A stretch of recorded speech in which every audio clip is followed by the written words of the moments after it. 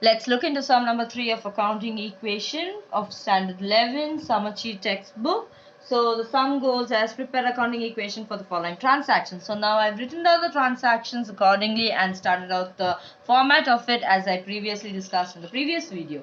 So on top I've written asset is equals to capital plus liabilities, and I've sorted out columns for my assets and liabilities which I'm going to open. So the first transaction, Murugan started business with cash. When someone starts business with cash, the two accounts which are involved is cash and the person's capital account. So cash is an asset, so I include cash over here as a column, and on the after that on the capital side I include capital column on the capital side.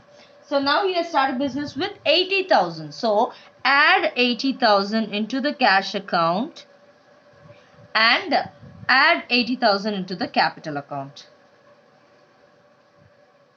So after this I do not have anything to do with it, so I straight go into the equation part. So just bring down the 80,000 as an equation to show that your sum is correct. Next transaction is purchase goods for cash worth rupees 30,000. So I can keep my transactions column a little bit crisp and not write stories in it or copy the entire transaction into it. So I've just written out cash purchases. So we have purchase goods for cash, that is 30,000. When we are purchasing goods for cash, cash is going out of the firm because we are paying the seller. Likewise, stock or goods is coming inside the firm. So there's a new column included here, that is stock. So I include stock as a new column. So now let's go into the monetary value. So cash purchase, I am paying this particular person 30,000 rupees from my cash account. And when it is stock, stock is coming inside my business because I have purchased it. So I add stock. And when I go into capital, I do not have anything to do with capital, so I put a 0. So next step, we're going to get the equation. So 80,000 minus 30,000 is 50,000. And the stock column, the same 30,000 comes down. And my capital is same 80,000. So when you try to balance it, 50 plus 30 is same as 80 in my right hand side. So the next transaction is paid salaries by cash. So paid salary. So I paid 5,000 salary by cash.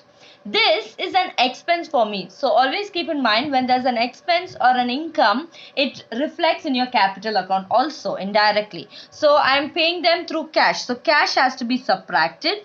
Likewise, this is an expense for me. So from my capital account, I'm going to take away this money also. So 5,000 is being deducted from my cash column and 5,000 is being deducted from my capital column also.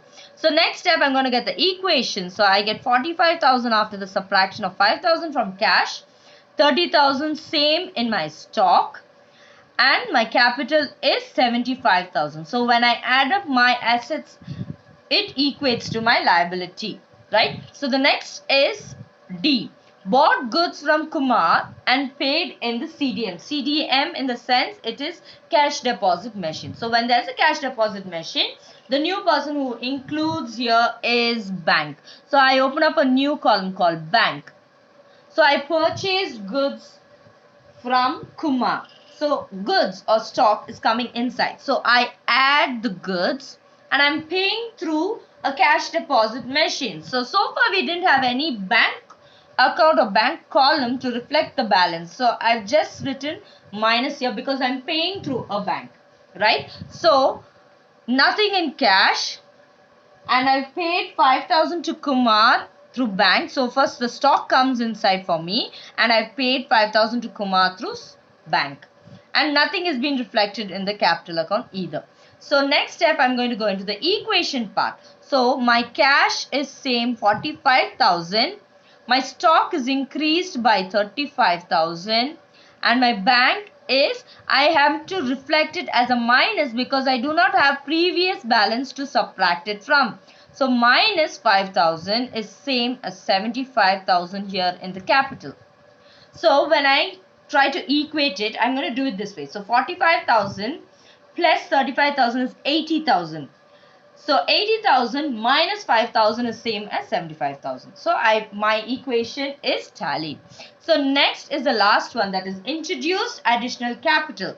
So the person has introduced an additional capital. So this is treated as same as the first transaction. So cash and capital are reflected here. So he has introduced capital of rupees 10,000. So I add up 10,000 in my cash and I add 10,000 in my capital too. So next step, I'm going to get the equation. So that becomes 55,000 in cash, 35,000 in my stock, and minus 5,000 in my bank. And if you go to capital side, it is 85,000. So my capital side reflects 85,000. So I have to add and see whether I get the same.